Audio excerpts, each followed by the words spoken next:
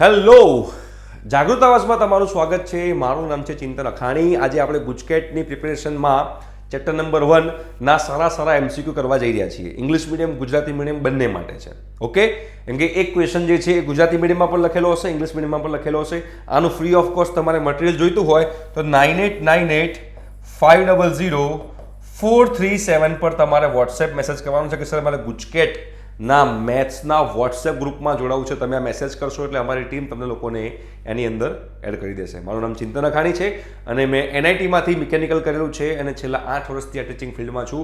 જો તમારે free of cost અમારી સાથે ગુજકેટની પ્રિપેરેશન કરવી હોય તો ડિસ્ક્રિપ્શન બોક્સમાં પણ નંબર મૂકું છું અને આ નંબરથી તમારે વોટ્સએપ પર મેસેજ કરવાનો છે.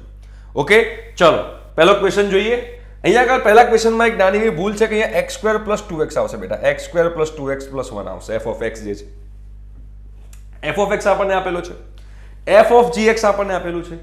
તો f of gx શું છે? જો f of gx જે છે, f of gx એ આપણને આપ્યું છે x + 3/2. યસ ઓર નો?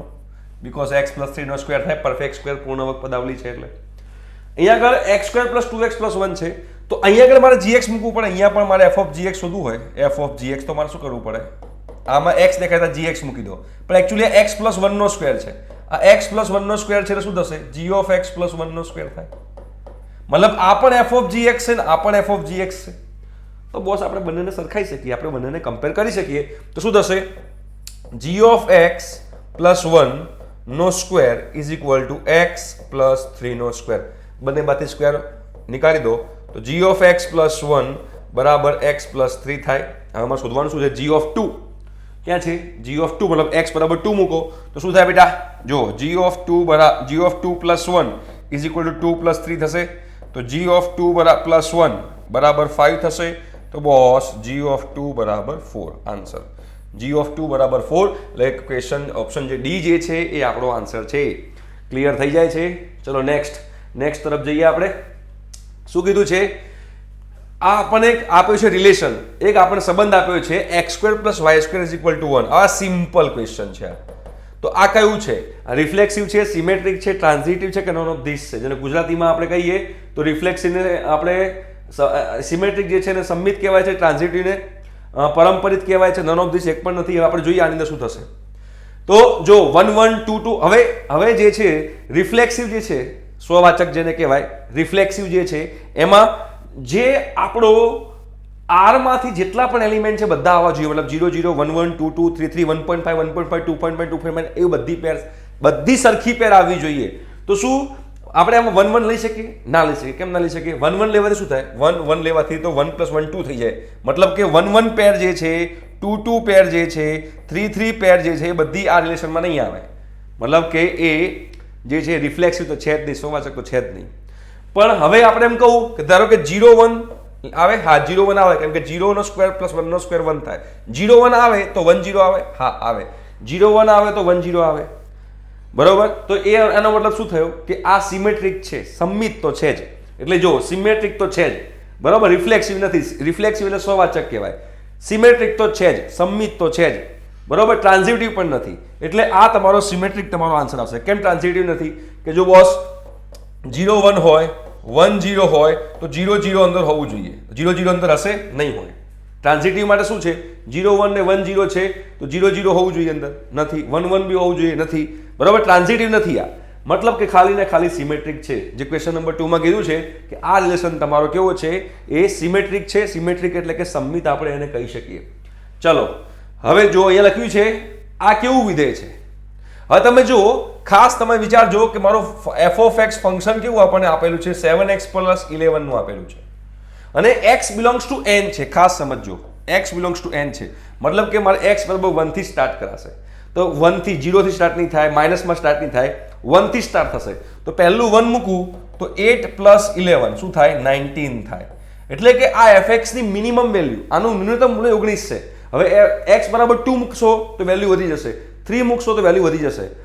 એટલે કે અહીંયા આગળ જે પણ આન્સર આવશે એ આન્સર સમજો, જે પણ આન્સર આવે છે એ આન્સર.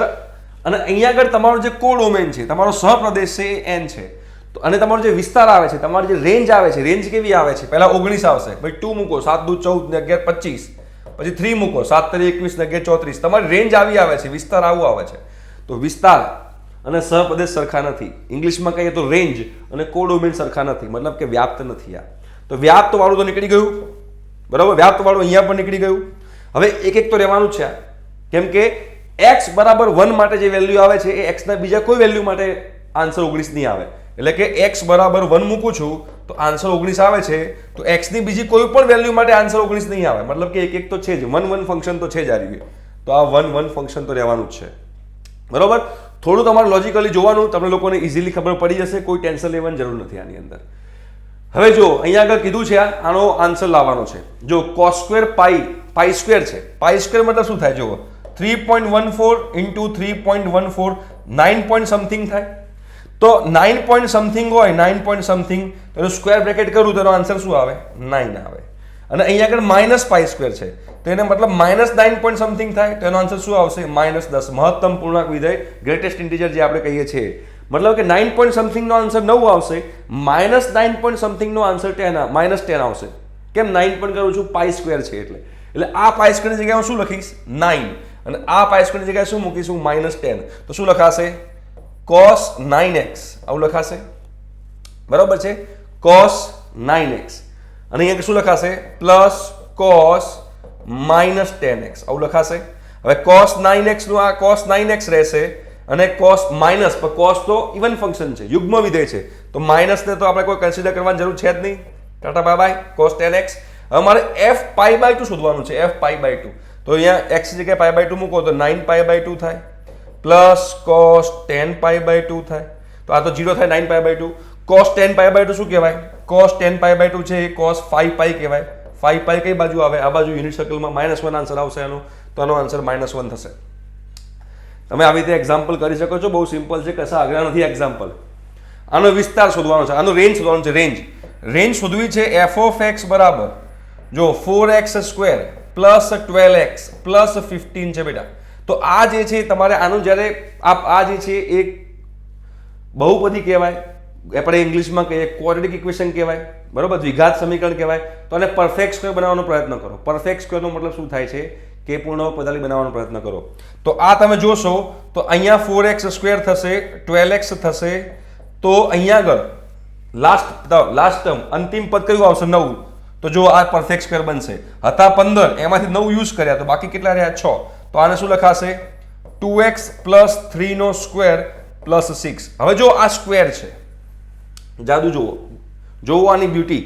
આ સ્ક્વેર છે, મતલબ આ કાં તો 0 હોય કાં તો પોઝિટિવ હોય, કાં તો 0 હોય કાં તો પોઝિટિવ હોય. જો 0 શક્ય છે, હા, x બરાબર શું લો તો 0 શક્ય થાય? x બરાબર તમે -3/2 લો, x બરાબર -3/2 મૂકો તો આ 0 થઈ જાય, તો આન્સર 6 આવે. તમે કોઈ પણ વેલ્યુ મૂકો, કાં તો આ 0 હશે કાં તો પોઝિટિવ હશે.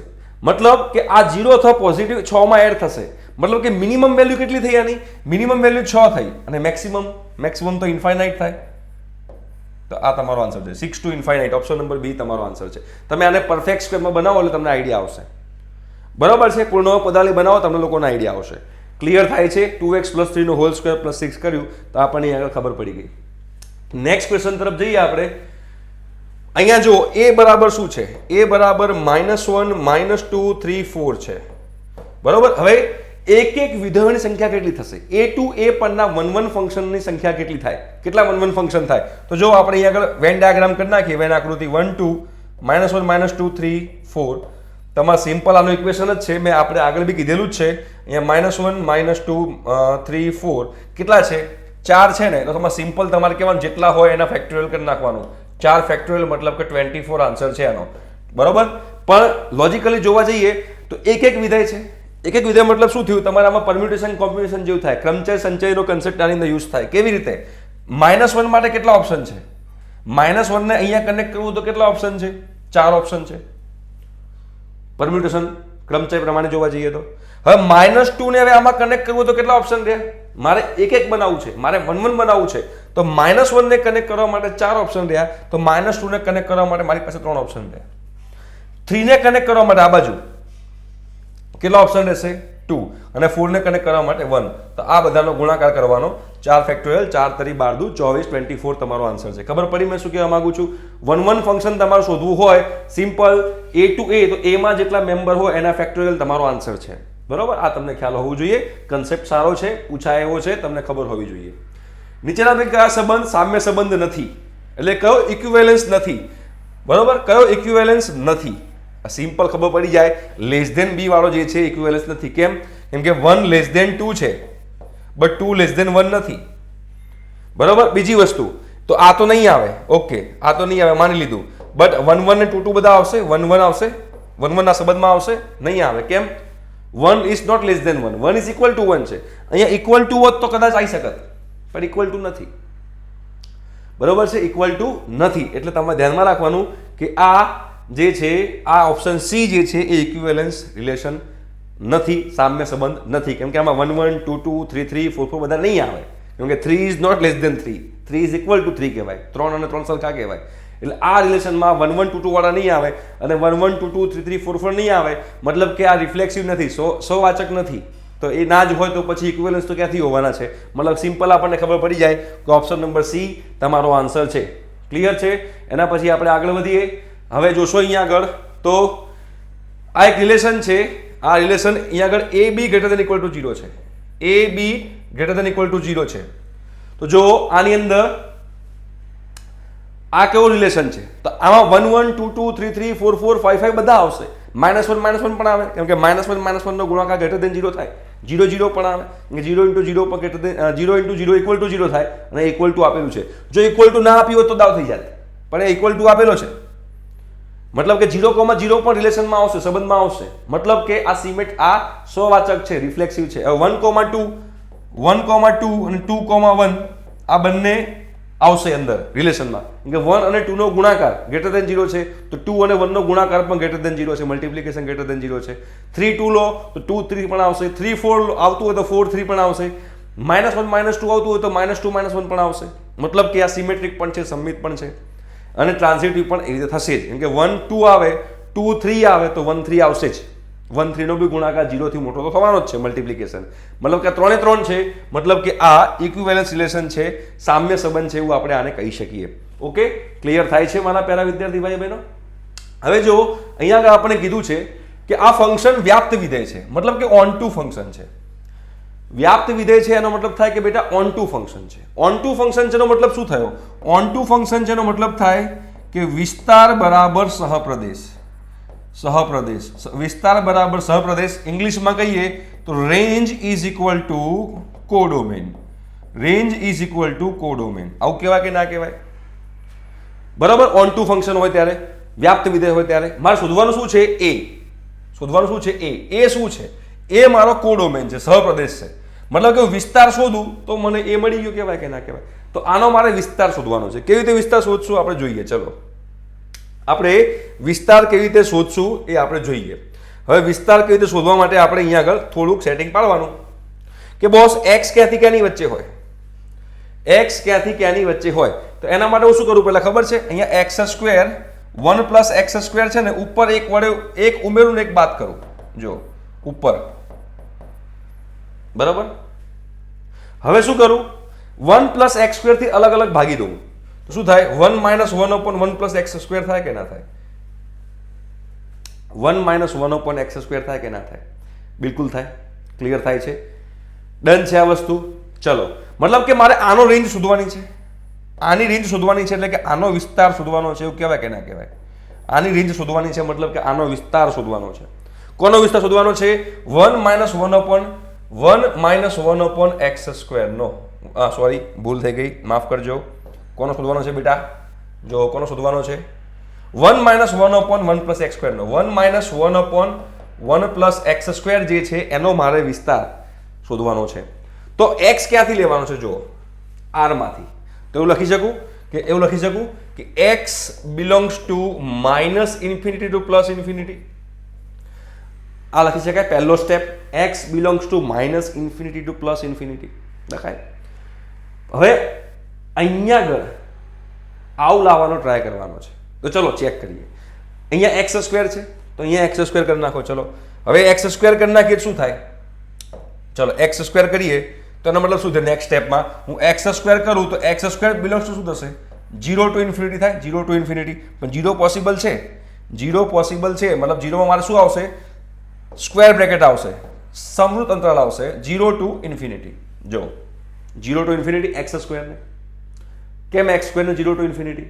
કેમ કે માઇનસ તો આવશે જ નહીં, સ્ક્વેર હોય તો માઇનસ તો આવે ને, 0 થી સ્ટાર્ટ થાય. હવે એક્સ સ્ક્વેર જોડે શું છે? 1, તો બંને બાજુ 1 ઉમેરી દો, તો 1 plus x square belongs to 1 into infinity આવે, બીકોઝ ઇન્ફિનિટીમાં એક ઉમેરો તો ઇન્ફિનિટી જ કહેવાય. તો 1 પ્લસ એક્સ સ્ક્વેર હતું, તો 1 પ્લસ એક્સ સ્ક્વેરને આપણે લખી નાખ્યું આ 1 ટુ ઇન્ફિનિટી. બરોબર છે, 1 ટુ ઇન્ફિનિટી આપણે લખી નાખ્યું છે. ક્લિયર છે? હવે આપણે વ્યસ્ત કરી દઈએ, તો શું થાય? 1/1 પ્લસ એક્સ સ્ક્વેર થશે. અહીંયા આગળ 1/1 પ્લસ એક્સ સ્ક્વેર હતું, તો અહીંયા આગળ અસમતા બદલાઈ જાય. 1 ઇન્ફિનિટી જે છે 1 ઇન્ફિનિટી એ 0 થાય, એ 0 આગળ આવી જાય અને 1 નું વ્યસ્ત 1 જ થાય. તો આવી રીતે લખાય કે ના? વ્યસ્ત કર્યું એટલે અસમતા બદલાય, રેસિપ્રોકલ કરવું એટલે ઇનઇક્વાલિટી ચેન્જ થઈ જાય. 1 થી ઇન્ફિનિટી હતું એની જગ્યાએ ઇન્ફિનિટી 1 ઇન્ફિનિટી ટુ 1/1 થાય. 1 ઇન્ફિનિટી 0 કહેવાય, 1/1 1 કહેવાય. ખબર પડી? શું થાય? ચેન્જ થઈ જાય. એટલે શું થાય? જો અહીંથી આમ 1 ઇન્ફિનિટી ટુ મારી ભૂલ થઈ ગઈ છે અહીંયા આગળ, માફ કરજો.